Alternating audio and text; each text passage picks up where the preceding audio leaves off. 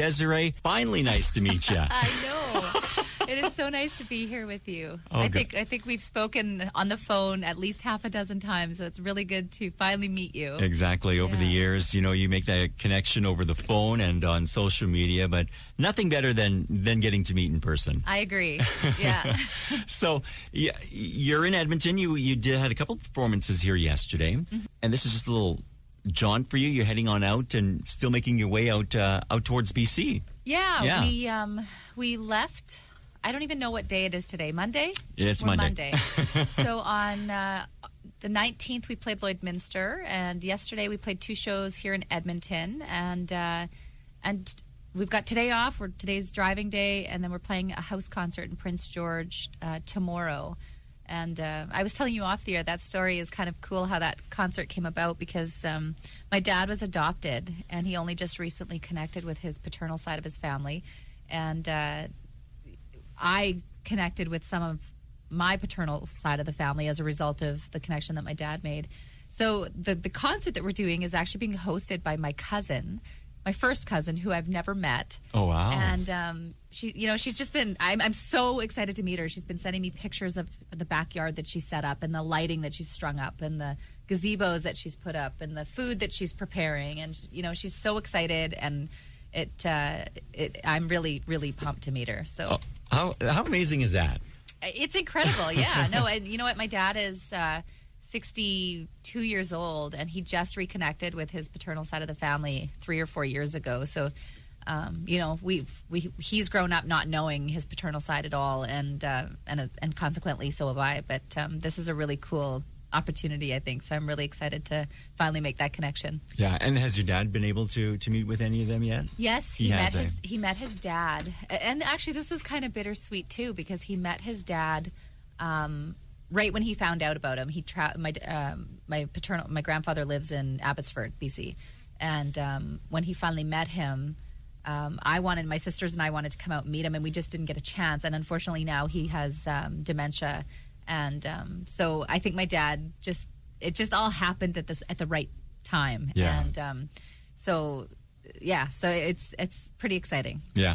This is a great story for another whole new album there, Desiree. I know. Let's talk Tough Street. That is your latest album. That came out this past spring. Yeah. Correct? Yeah. Kind of a bit autobiographical.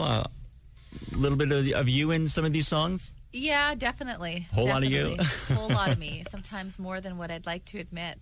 You know what? I always tell people if they want to find anything out about me, they really just have to listen to my music. And this album is a perfect example of that. There's a few songs that we could talk about that are, examples of that. Whiskey Nose, for instance. I was raised in a home that was afflicted by addiction, and my stepfather in particular was a crazy wild man, and he was the sweetest man when he was sober, but when he was drinking, it was like a freight train rolling through our house. And so that was the inspiration behind Whiskey Nose. And you know what, that song, I was telling you again off the air that song is the first song that actually charted for me in Canadian country radio. So the fact that it's so personal, and that it resonated with people, I think maybe I'm on to something there. Maybe I just need to keep giving a little bit more of myself and hope that people will relate to those stories. Yeah. People will obviously relate to the song Whiskey Nose, whether they want to admit it or not. Everybody's got that. I think that one person in their family where, like you said, are they're great when they're sober, but once they're under the influence, it's like a totally different. And I think addiction now. Change. I mean, maybe 10 years ago, 15 years ago, addiction wasn't really something that you spoke about openly. Mm-hmm. But now, and I say this completely without shame. I'm not ashamed of where I come from. I'm not ashamed of my upbringing. But I think that comes from a place where we are at now in society, that we can actually speak openly about addiction. I think that, people are much more.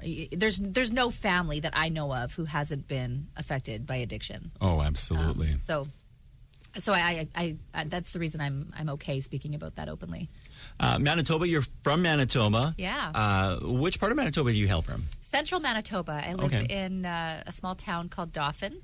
We are home of the longest running Canadian country music festival, Doffin's Country Fest. Exactly. A lot of people should be familiar with that. Yeah. So my husband and I moved back home. I was raised in Dauphin, and we left Dauphin for a few years to go to university, and then moved back about 9 years ago. City life just wasn't for me, so I had to get back to the country. Yeah. And you got your own family there back home waiting for you. Yes. My 2 little girls who I just talked to this morning and made me feel like the most terrible mom ever. I go through such bad mom guilt sometimes because, you talk to them on the phone and their little tiny voices and, when are you going to be home, Mommy? And but soon enough. That's, I guess, what happens as an artist. It is. Having to make that little bit of a sacrifice. I hope that, I don't know, I hope that my girls, I've got 2 daughters, a 3-year-old and a 6-year-old. My 3-year-old's name is Natalie, and my 6-year-old's name is Grace. And, I don't know, I guess maybe what I'm doing could backfire on me. They might look back and say that I was completely absent sometimes, or they might look at me and say, you know what, Mom did whatever, Mom chased her dreams and she did what she needed to do, and they might find inspiration in that. So I'm hoping that that's what I'm teaching them, is that they can do, whatever it is that they do, and, I'll support them. So. Yeah. Well, if Whiskey Nose charted on the Canadian country charts, then you're onto something. I hope so. Yeah. You know what? I've always just hoped to make music that people could connect with, and that would resonate with people. And, I think what I'm finding with this record, there's another song on the album called Like a Flower. And that song was about being left in the car waiting for my mom as a little girl as she'd go into the bar and drink.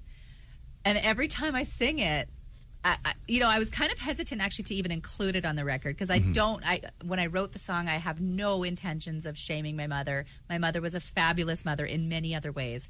But this was something that I grew up doing, is waiting in the car for her while she would drink in the bar. And every single time that I have played this song live, I have had someone come up to me and say, I grew up waiting in the car too. And I'm like, really? I thought I was the only one. So turns out it's a whole generational thing, I think, that parents just used to leave their kids in the car. And now, heaven forbid they do that nowadays. Oh. I couldn't even imagine. And we tease my mom now because we're like, really? You used to just leave us in the car? And, times are just different, I guess. I don't know. It's just a whole different time back then. Desiree Dorion joining us in the studio this morning. Desiree, your album is available. People want to pick it up. It's available for purchase. They could get the hard copy. They could download. Yeah. People can get the hard copy off of my website, DesireeDorion.com, or they can get the download off of Spotify, Apple Music, wherever you get your digital music, you can find Tough Street. Yeah. Well, we're going to hear Whiskey Nose, which is the song which I guess started things. Was the lead single off the new album. Yes. Off the album. You got another song that's coming out in the fall? Yes. Yeah. I'm going to be releasing my second single in the fall. It's called This Side of the Ground. And it's an upbeat, kind of happy song about being thankful and being aware of just life around you, and just being happy to be on the right side of the ground. Yeah. Well, Desiree, I got to thank you for coming in this morning. It's privilege and an honor to finally meet you. Oh, thank you. I'm so happy to be here, Wally. You have no idea. You guys have given me so much support over the years, and you in particular, and so I'm really, really happy to be here as well, and to finally meet you. The door is always open. If you're ever back this way, please stop on in and pay us another visit. Careful what you wish for. And you're heading to the CCMAs as well. Yeah, right on. I'm showcasing at the Diamonds in the Rough showcase, and I'm actually going up with 2 of my really good girlfriends to the CCMAs. We're carpooling, and we've got a hotel that we're all piling in together. So I'm going with Jade Turner, who you guys play here, and my good friend Kimberly Dawn. So we're really looking forward to it. We played both, and Kimberly, actually, we've been playing for quite a number of years. I'm looking forward to it. We're going to be like the 3 amigos, Thelma and Louise, and someone will have to be Brad Pitt. I don't know which one. Well, Desiree, we appreciate you coming on in, and have a safe trip, and enjoy yourself in BC. I will. Thank you so much for having me.